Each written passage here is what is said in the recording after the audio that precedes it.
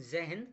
आज की इस वीडियो में हम देखेंगे एसिड, बेस एंड साल्ट क्या होते हैं, हिंदी में जिसे हम कहते हैं अम्ल, क्षार एवं लवण। चलिए शुरू करते हैं। सबसे पहले हम जानेंगे अम्ल और क्षार क्या होते हैं। देखिए, सबसे प्राचीन जो मान्यता थी, प्राचीन मान्यता के अनुसार जो चीज़ यानी जो पदार्थ हमें खट्टे लगते हैं उन्हें हम बोलते थे अम्ल, ठीक है। और जो चीज़ या जो पदार्थ हमें कड़वे लगते हैं उन्हें बोलते थे हम क्षार। ये थी प्राचीन मान्यता। अब जो आधुनिक मान्यता है ये रिसर्च के आधार पर है कि कई वैज्ञानिकों ने खोज की है, उसमें रिसर्च की है क्या है क्या नहीं, उसके हिसाब से इन्होंने बताया कि अम्ल हम किसे कह सकते हैं और क्षार किसे कहते हैं। तो यहाँ पे 3 वैज्ञानिकों के हमें नाम याद रखने हैं जिनसे आपसे क्वेश्चन पूछ सकते हैं कि इन्होंने अम्ल के बारे में क्या परिभाषा दी है, क्षार के बारे में क्या परिभाषा दी है।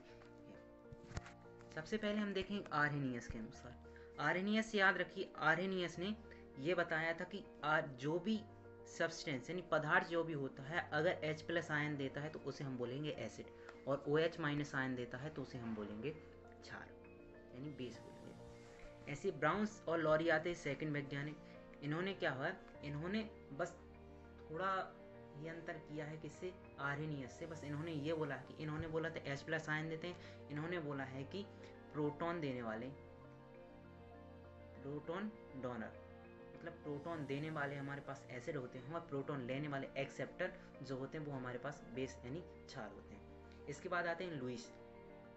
अगर हम बोलें कि आज की भाषा में हम किसे एसिड और बेस मानते हैं तो आधुनिक परिभाषा जिसकी मानी जाती है उस लुईस की परिभाषा को वहीं माना जाता है। इनके अनुसार इलेक्ट्रॉन एक्सेप्टर मतलब इलेक्ट्रॉन को लेने वाले हमारे पास एसिड होते हैं, इलेक्ट्रॉन को देने वाले हमारे पास यानी इलेक्ट्रॉन डोनर जो होते हैं वो हमारे पास बेस होते हैं।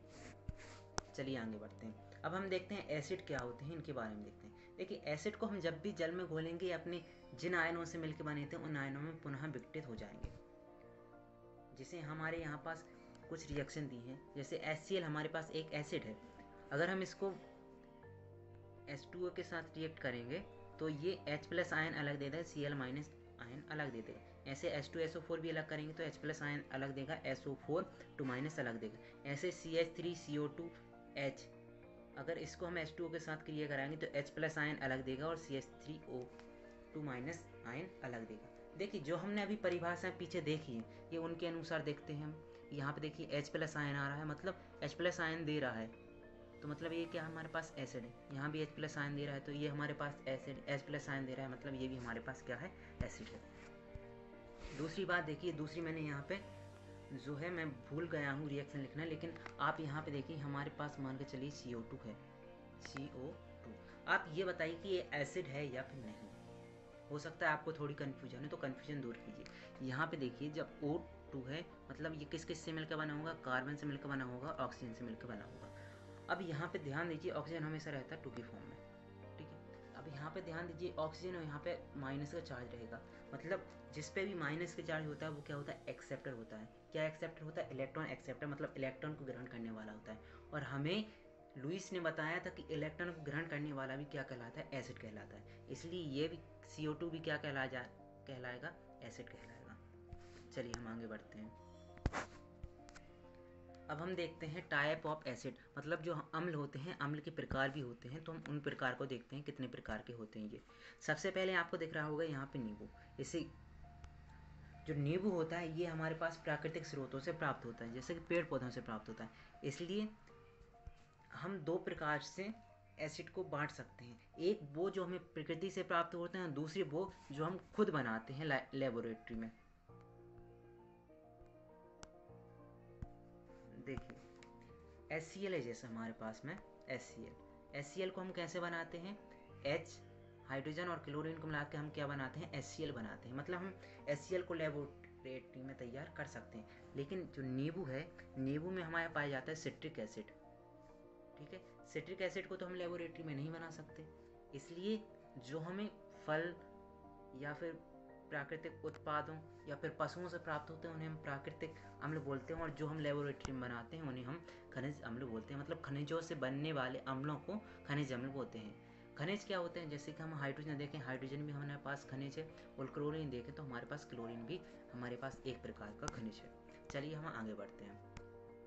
अब हम देखते हैं बेसिस के बारे में, मतलब क्षार क्या होते हैं। आप देख रहे हैं हमारे पास यहाँ पे हमारे पास एक शॉप है जिससे हम क्या है कांच को क्लीन कर रहे हैं। मतलब यहाँ से हम एक बात समझ सकते हैं, आप इमेजिन कीजिए कि अगर हम आपसे बोलें क्षार तो आप क्या याद रखेंगे कि जो भी हम डिटर्जेंट यूज करते हैं या फिर कोई भी सब्सटेंस यूज करते हैं क्लीनिंग के लिए, यानी साफ सफाई के लिए, वो सब होते हैं क्षार। जैसे कि हम क्लीनिंग के लिए क्या यहाँ पे शैम्पू यूज करते हैं, ठीक है, उसके अलावा हम क्या करते हैं साबुन यूज करते हैं, वो भी क्षार में आएगा। अब यहाँ पे देखिए कुछ और हमारे पास प्रोडक्ट हैं जिसको हम क्लीनिंग के लिए यूज करते हैं, और यहाँ पे हमारे पास कुछ डेफिनेशन है। जैसे कि हमें आर्हेनियस ने क्या बताया था कि जो भी सब्सटेंस होगा अगर हम उसको जल में विघटित करेंगे तो यहाँ पे ये क्या देगा, OH माइनस देगा, तो OH माइनस ये दे रहा है। और CaOH को होल्ड टॉयस है हमारे पास, अगर इसको हम जल में विघटित करेंगे तो ये भी OH माइनस आयन दे रहा है। मतलब आर्हेनियस के अनुसार ये भी कथन सत्य है कि जो OH माइनस देता है वो हमारे पास क्षार कहलाता है। और दूसरी बात, हम प्राचीन मान्यताओं की बात करें तो जो क्षार होते हैं वो कैसे होते हैं, हमारे पास कड़वे होते हैं। अगर आप कभी साबुन से नहाते होंगे तो आपने एज्यूम किया होगा, कभी अगर टेस्ट जीभ पर गया हो साबुन तो आपको थोड़ा कड़वा लगता है, इसलिए भी ये हमारे पास में कैसा है, बेस है। चलिए आगे बढ़ते हैं। अब हम देखते हैं लवण के बारे में। सबसे पहले आप यहाँ पे देखिए क्या हो रहा है। एक हमारे पास नीचे जार है, ऊपर हमारे पास एसिड है, और एक हमारे पास में बेस है। यहाँ पे क्या हो रहा है आप देख सकते हैं, यहाँ पे जब एसिड और बेस को मिला रहे हैं तो हमारे पास साल्ट और वाटर बन रहा है। साल्ट और वाटर बनने की इस क्रिया को हम कहते हैं उदासीनीकरण या फिर न्यूट्रलाइजेशन। देखिए जो हमारे पास यहाँ पे साल्ट दिया हुआ है ये साधारण नमक है, ये साधारण नमक है। ये कैसे बनता है, ऐसे ही बनता है, एसिड होता है और बेस होता है। जैसे कि यहाँ पे देखिए हमारे पास HCl एक एसिड है, NaOH एक हमारे पास बेस है। जब हम इन दोनों को मिक्स करेंगे तो क्या होगा, NaCl हमारे पास एक बनेगा साल्ट और H2O वाटर बनेगा, ठीक है। जो NaCl होता है यही होता है हमारे साधारण नमक का फॉर्मूला, साधारण नमक का यही होता है हमारा फॉर्मूला। आपसे एक नंबर में पूछ सकता है कि साधारण नमक का फॉर्मूला क्या होता है, तो आप क्या बोलेंगे, NaCl। ऐसे ही हमारे पास एक और होता है एसिड, क्या होता है, H2SO4, और CaOH का होल टॉयस हमारे पास बेस होता है।